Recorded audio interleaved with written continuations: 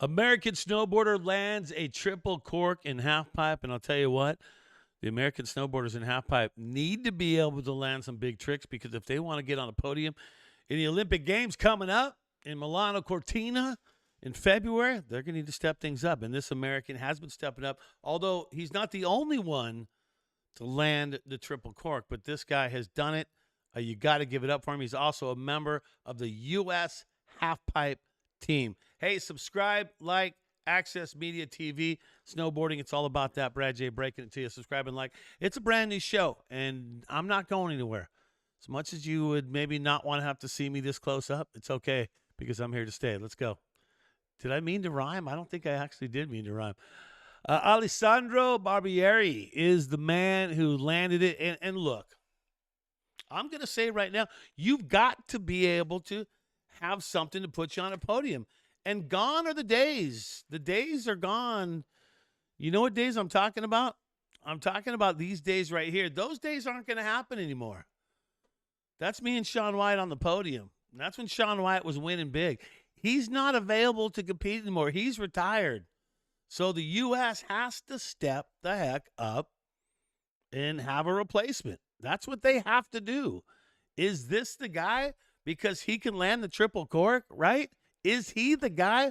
But does he have to look out for this guy, Ayumu Hirano, who's already got the triple, and he's also the defending gold medalist from Beijing. So can the U.S. riders compete with the other guys, with the Japanese riders out there, right? It's a tough bit, because, look, we got so used to having Shaun White representing the USA when it came to halfpipe. We were always so used to it because we knew we were in it no matter what. And let me take it back. Let's take halfpipe back all the way to 2002. 2002 Olympic Games in Salt Lake. USA sweep, right? 1, 2, 3. USA takes care of business on that one, right? Hadn't been done since figure skating in the 50s, right? And that's to start things off for snowboarding for the U.S., okay? So that goes down, right? 2002, right? 2006, the Olympic Games are in Italy, like they're going to be here in February. Not the same place, but... And what happened out there? Shaun White, gold medal, halfpipe. I'm telling you, you see the thing here? Getting used to Shaun being there was always so nice for Team USA. You had a guy that you could trust in, that you knew could take care of business at any time, and Shaun White was that guy. Gold medals 2006. So then you go, what's the Olympics after that? Well, that would be 2010. I was out there calling the live show for halfpipe, and who but who won that one? Shaun White again. 2010. So USA sweep in 2002. Shaun White wins in 2006. Shaun White wins in 2010. You see where this is going, right? So then it was 2014, Russia. Everybody was ready for Russia, right? Russia was going to be the one. That was going to be where Shaun White did it again. But Shaun White on that one decided that he wanted to compete in slopestyle and in halfpipe. And I caught up to him on the Do Tour one time, and I told him, shouldn't you just focus on halfpipe and not do both? And you know what he told me? He goes, I got this, Brad.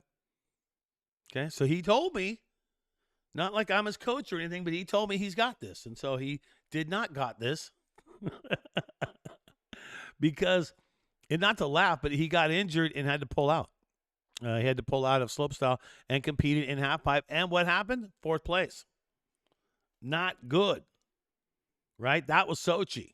And it wasn't good for Shaun. And he knows he didn't like the way that ended up for him. So then you fast forward from Sochi to 2018, and lightning in a bottle, Shaun White takes the win in Pyeongchang. I was there calling that show as well, the live show for that, and it was good to see him win.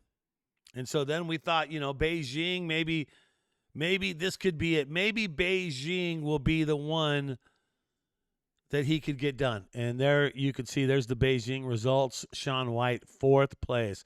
Wah, wah, wah. Just missing the podium by 1.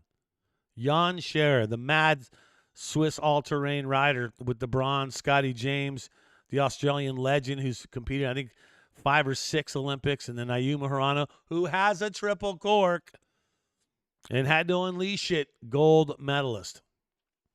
And I always said on that one, if Shaun White would have tried to do the run that he did, and I couldn't do any of the stuff that Shaun did, right? I'll just say that right now. But if Shaun White tried to do the run that he did in Pyeongchang and landed it, Jan Scherer doesn't grab the bronze there. Jan Scherer is 4th place, and Shaun White grabs the bronze. So he could have left on the bronze. But in a 3-run format, Shaun kind of laid one up, did a run that was solid, and got him some solid, I think, mid to high 80s. But it got him up in the mix, up in the top 3 for a moment. But if he would have used those 3 opportunities, because in the last 2 opportunities, he tried the same run from Pyeongchang and was not able to land that run. So that's 4th place. So once again, the days of being able to have Shaun White and we can trust in him to take care of business, those days are over because he's not the guy competing anymore. And it's a whole new breed of guys, whole new breed out there. And they're looking to make their mark, and they haven't done it yet. Could this be the year? Here's the schedule for what's coming up. Here's all the World Cups. We start with the Secret Garden. That's about 3 weeks ago. That's going to be a big air event. Then Beijing, where the big air took place in the 2022 Olympics. That will be that date. And then Secret Garden. So they're just hanging in China, right? Just hanging in China back to back to back. Secret Garden Halfpipe will be the first World Cup there. And will we see that? Will we see Alessandro Barbieri? Will we see him get that done? Right? Will we? But there is another guy that I don't want to leave out who landed one too, Joey Okeson as well. Now, Joey Okeson is not considered, let's go over first of all, Joey Okeson is not considered on the halfpipe team for USA, but that doesn't matter. He goes out and he gets placements. He goes out and gets podiums. He gets wins. Whatever Joey does, Joey can earn a spot outright on the team. But right now, U.S. halfpipe team, if you go online and take a look, Alessandro Barbieri, who got the triple cork on I think it was either the same day or the day after that Joey got it. Chase Blackwell on the U.S. team for halfpipe. Levko Fedorowicz from Topanga, he's on. Lucas Foster and Chase Josie. Chase Josie, of course, he's been the mainstay. Definitely a veteran when it comes to that team. On the women's side, Chloe Kim, Maddie Mastro, Maddie Shafrick, B. Kim, and Sonora Alba, who recently got injured out there in Swiss training for the U.S. So she is not going to be available. Maybe she gets back before one of these events. But the let's go back to this man right here, Joey Okeson, for just a second. Let's go back to him because Joey Okeson's being that he's not on the team. Now think about this. They grab 4 women, 4 men, and put them on the team. Those will be the ones that compete. Right now, on the women's side, Chloe Kim is the only one who cinched her spot up on the women's halfpipe team. So she's in. So the other 3 spots, it looks like will go to Maddie Mastro, Maddie Shafrick, and B. Kim because of Sonora Alba being out. But who knows? She might be able to come back in time. So here's the deal. So no one is picked for the guys' side right now. So it's wide open. 4 dudes vying for that spot, right? Not 4 guys. 5 guys vying for 4 spots. But Joey Okeson, put him in the mix. If he goes outright and gets on podiums and does what he can do, and let's say he lands a triple cork, and obviously it's not one trick. You got to have a lot more trick. I get that. But if you're Joey Okeson and you go and make a case for yourself and you go podium, let's say Secret Garden in the first event, then the chances you make in the team are pretty darn good. So that's how that all breaks down right there. So American Snowboarders landing triple cork because Ayumu Hirano, we all know Ayumu had it, and he has it in his arsenal, and you definitely want to be able to compete with that guy. Joey Okeson, will he'll be able to do that? You got to think so. Will Alessandro be able to do that? You got to think so. If they can land that, here's the schedule for him, and it'll get busy too. Secret Garden Halfpipe, you see that.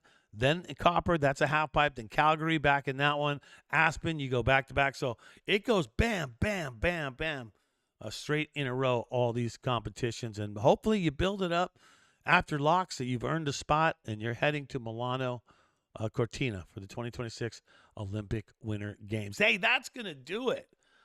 Whew, that was a whole lot of fun, right? I think we learned a little something here. Brad J. Remember, this is Access Media TV. You know what to do. Subscribe and like, because this show is going to be here all the way through. We're going to do live remotes at all the mountains, at the World Cups, and even in the Olympics. We'll keep you posted on everything going on. Leader in competition snowboarding right here, Access Media TV. I'm Brad J. As you go through the day, think about that white stuff falling, and I'll see you on the hill.